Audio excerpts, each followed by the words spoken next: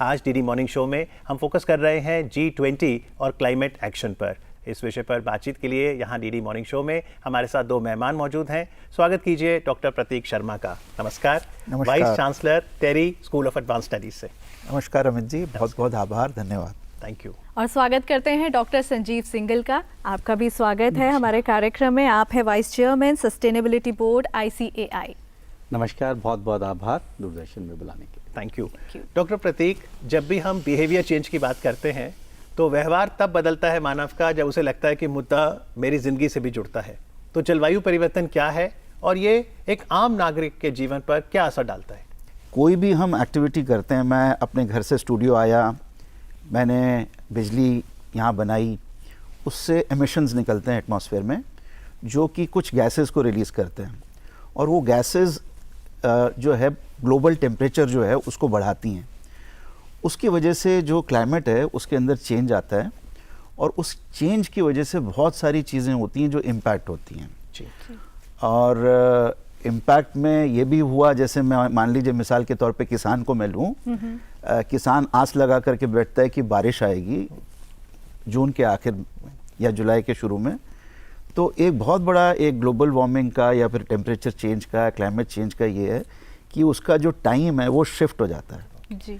तो जब time shift हो जाता है तो अकॉर्डिंगली जो उसकी फसल का जो पानी का जो मेह का वो इंतज़ार करता है तो उसको जी बिल्कुल, यानी पैटर्न्स बदल रहे हैं। संजीव जी, बिजनेसेस की बात करें तो क्लाइमेट चेंज का बिजनेसेस पे क्या असर है? अमित जी, बहुत बड़ा इम्पैक्ट है बिजनेसेस का। जैसे अभी डॉक्टर प्रतीक ने बात की एक किसान की, मैं बात करता हूँ एक बिजनेस की।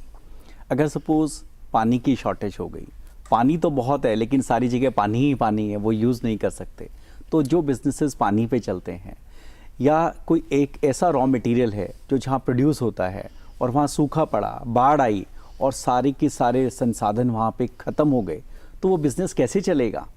तो बिज़नेस को एक फिज़िकल रिस्क है और दूसरा उसको एक ये भी रिस्क है कि उसके कारण कोई डैमेजेस अगर हुई, फॉर एग्ज़ाम्पल अगर आप भोपाल गैस ट्रेजेडी की बात करें तो यूनियन कार्बाइड की जो गैस लीक हुई उसका क्या इम्पैक्ट लोगों पे रहा, तो बहुत बड़ी पेनल्टीज देनी पड़ती हैं। तो बिजनेसेस के ऊपर क्लाइमेट चेंज का बहुत बड़ा रिस्क है। जी डॉक्टर प्रतीक, अगर आम इंसान की बात करें तो सस्टेनेबिलिटी और ये क्लाइमेट चेंज ये सब उनकी समझ के एक तरीके से परे है।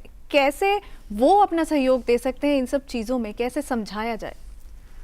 देखिए, समझाने का तो ये जैसे मैंने आपको पहले आपके सवाल के उत्तर में मैंने प्रयास किया बताने का।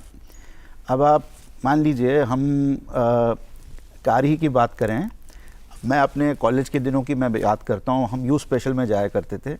आज कहीं यूनिवर्सिटी में जाके देखिए गाड़ियों की भरमार है। आप थोड़ा जो ये इसलिए इसका जो भी आप कार यूज़ करते हैं मिसाल के तौर पे उसमें एमिशंस निकलते हैं, तो आपको पब्लिक ट्रांसपोर्ट या फिर non motorised mode of transport, use of cycle, और जहाँ पे हो सके आप कम से कम उसका यूज़ करें, जिससे कि जो एमिशंस निकलते हैं अल्टीमेटली आप ही को इम्पैक्ट कर रहे हैं। तो ये जो एमिशंस हैं, जैसे आपने ट्रांसपोर्ट का उदाहरण दिया, अगर हम ग्लोबल कार्बन मार्केट देखें, कौन से क्षेत्र हैं जहाँ पर कार्बन एमिशन ज़्यादा होते हैं?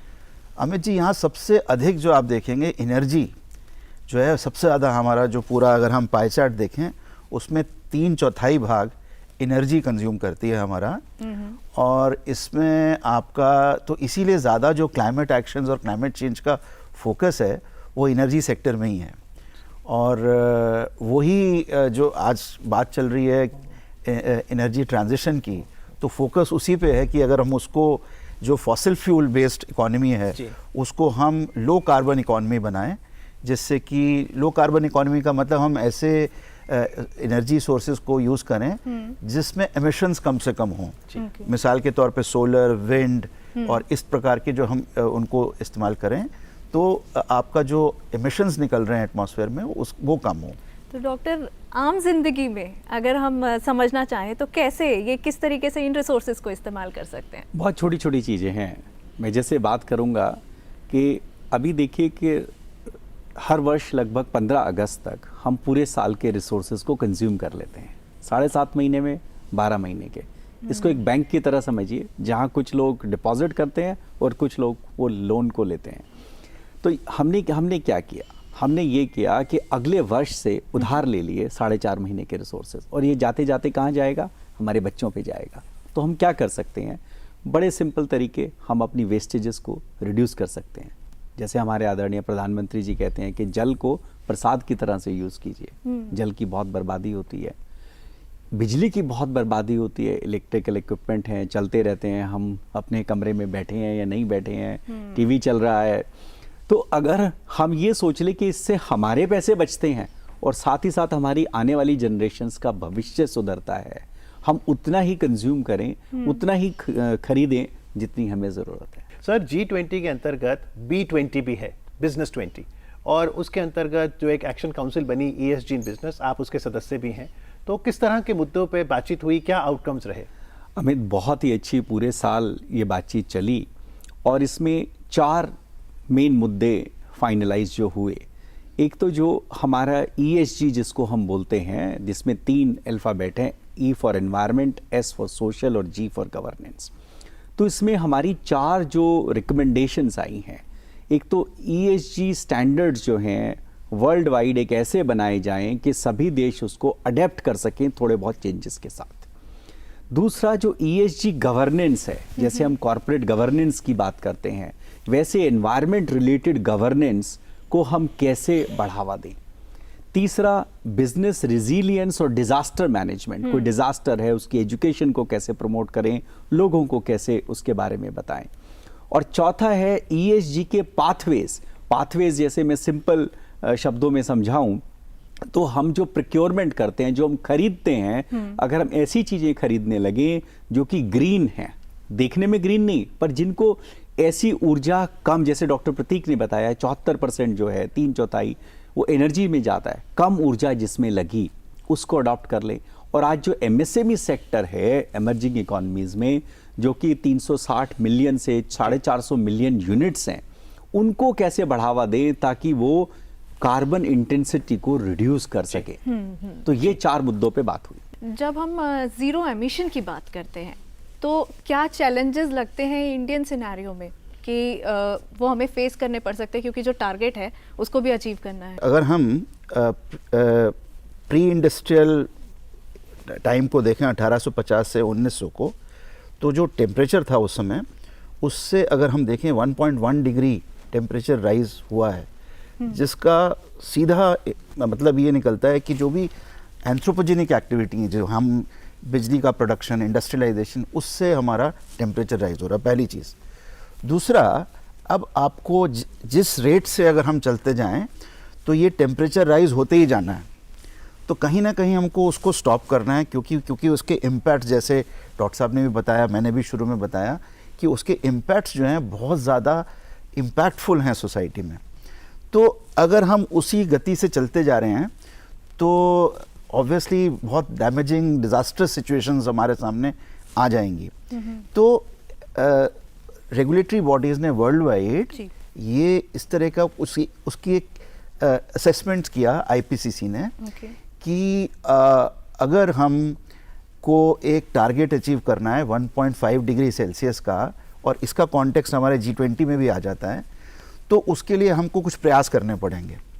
और उन प्रयासों में अगर हम चलते जाएं उसी जिसका हम मैं आगे बोलना चाहूँगा कार्बन बजट की जो बात हो जाती है, जिसमें कि अगर हम उस लेवल को अचीव करना है तो हमने बैक कैलकुलेशन करके बताया, अभी तक जितना हमारा, मान लीजिए मैं उसको एग्जांपल देके, हमारे पास 100 रुपये हैं, उस 100 रुपये में से हमने 80 रुपये ऑलरेडी खर्च दिए हैं, और जिस गति से अगर हम उनको टारगेट्स को अचीव करना है 1.5 डिग्री राइज के लिए, तो हमारे पास केवल 10 से 17 बरस ही बचे हैं। सर, एक कार्बन मार्केट की बात होती है, कार्बन मार्केट क्या है? कार्बन मार्केट है, अगर किसी ने अपने बिजनेस के लिए या अपनी रोजमर्रा की ज़रूरतों के लिए कार्बन एमिशन किया, एक बिजनेस ने गाड़ी खरीदी, बिजली यूज़ की, तो उसने कार्बन एमिशन किया, तो एक कोई ऐसा दूसरा एक ऑर्गेनाइजेशन है जिसने कार्बन क्रेडिट्स को जनरेट किया। फॉर एग्जांपल उसने पेड़ पौधे लगाए, या एक कुछ बहुत सारी ऐसी कंपनियां हैं, रीसस्टेनेबिलिटी है, जो कि म्यूनिसिपल वेस्ट को प्रोसेस करता है, केमिकल वेस्ट को प्रोसेस करके ऊर्जा बनाता है। तो एक नेगेटिव में है, एक पॉजिटिव में है। कार्बन मार्केट एक स्टॉक एक्सचेंज की तरह है जो दोनों को मिलाता है, जिसको जरूरत है खरीद ले, जिसके पास ज्यादा है वो बेच ले। तो और सॉल्यूशंस क्या हो सकते हैं डॉक्टर प्रतीक क्लाइमेट एक्शन से जुड़े? क्लाइमेट एक्शन से सबसे इम्पोर्टेंट तो एनर्जी ट्रांजिशन का ही है, जैसे मैंने आपको बताया। और जो है मतलब उसी में कार्बन जो एनर्जी ट्रांजिशन जब तक नहीं करेंगे हम, और तब तक आपका, क्योंकि जैसे शुरू में आपने भी, डॉक्टर साहब ने भी बताया कि 75% आपका जो है एनर्जी कंजम्पशन से है, और उसके लिए जब तक हम क्लीन एनर्जी और ग्रेजुअल ट्रांजिशन नहीं लाएंगे, कार्बन फाइनेंस की बात है, तब तक हम जो है उस टारगेट्स को अचीव नहीं कर पाएंगे। कॉर्पोरेट और क्या क्या तरीके अपना रही हैं डीकार्बनाइजेशन के लिए? बहुत सारे हैं अमित जी। जैसे एक तो है कि किस तरह से एनर्जी जनरेट की जाए, सोलर एनर्जी है और विंड एनर्जी है। दूसरा है उनके ऑफिसेज में, उनकी फैक्ट्रीज में किस तरह से कार्बन इंटेंसिटी को रिड्यूस किया जाए, पानी की वेस्टेज रोकी जाए, या वॉशरूम्स हैं उसमें वाटरलेस यूरिनल जिस तरह से यूज़ होते हैं। और साथ ही साथ पेड़ पौधे किस तरह से लगाए जाएं, क्योंकि एक पौधा करीब 1 साल में 20 किलो कार्बन को सैचुरेट करता है, और उसमें एक मियाकी फॉरेस्ट का भी कॉन्सेप्ट है जिसमें मल्टीपल लेवल ऑफ जो हैं पेड़ पौधे लगते हैं। तो आज ऐसे नए नए तरीके, और एक सबसे अच्छा अभी सस्टेनेबल एविएशन फ्यूल की बात, जैसे डॉक्टर साहब ने स्टील इंडस्ट्री बताया, 3 हार्ड टू बीट सेक्टर माने जाते हैं, एविएशन, सीमेंट और स्टील। अभी वर्ल्ड इकोनॉमिक फोरम वाले इंडिया में आए थे, तो सस्टेनेबल एविएशन फ्यूल के जब बारे में बात हुई, तो इंडियन हाउस होल्ड से 2 चीज़ें ले लीजिए, जो हमारा कुकिंग ऑयल होता है, जो यूज़ हो गया, जो बच गया, और जो हमारे किसान जो पराली को जलाते हैं। अगर इन दोनों को यूज़ कर लिया जाए तो इससे हम एविएशन इंडस्ट्री के लिए ईंधन बना सकते हैं और कई बिलियन डॉलर का फायदा होगा। आखिरी सवाल, क्या युवा जुड़ रहे हैं सस्टेनेबिलिटी से, क्लाइमेट एक्शन से?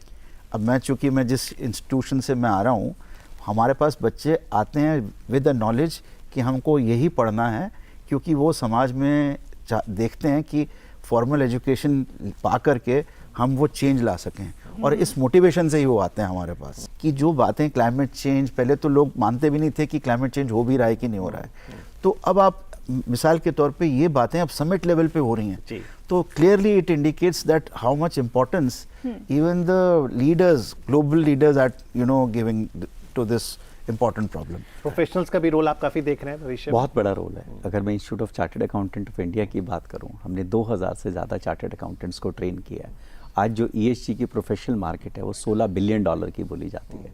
तो और बहुत सारे अब प्रोफेशनल जो हैं ESG में आ रहे हैं। भारत एक ऐसा पहला कंट्री है जिसने रीजनेबल एश्योरेंस के लेवल को, ऑडिट को मैंडेटरी किया है। जी, चलिए उम्मीद करते हैं, हम सबका एक ही पता है, प्लैनेट अर्थ, हम उसकी सेहत का संरक्षण करेंगे और उससे हमारी सेहत भी ठीक रहेगी। कार्यक्रम में आके जानकारी देने के लिए संजीव जी आपका, धन्यवाद। प्रतीक जी आपका बहुत बहुत आभार। बहुत बहुत धन्यवाद।